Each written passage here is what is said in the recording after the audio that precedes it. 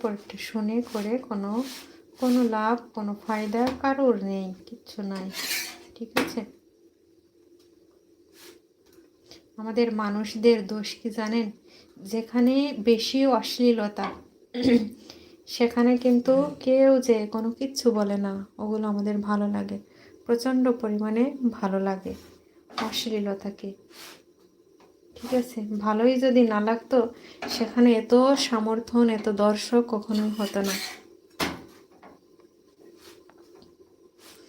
আমি তো এমনও হুজুর মানে হুজুরদের লাইভে চাই দেখছি, ঠিক আছে, ছেলে মানুষ, সেখানে কিন্তু আমি দেখি না যে ছেলে মানুষ বসে বসে কথাগুলো শুনতেছে।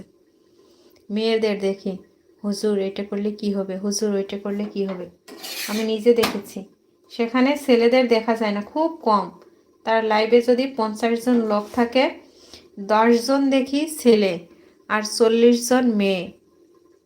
ঠিক আছে, প্রশ্ন করে, হুজুর এই কাজটা করলে কি গুনাহ হবে, হুজুর ওই কাজটা কি করলে গুনাহ হবে।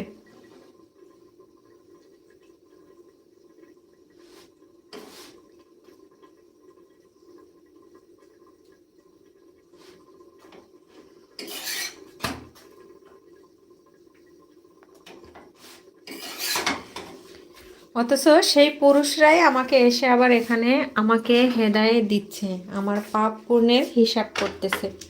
কেন? ওখানে যেহেতু আপনাদেরকে শুনতে দেখি না, তখন আপনারা কোথায় থাকেন বলেন তো?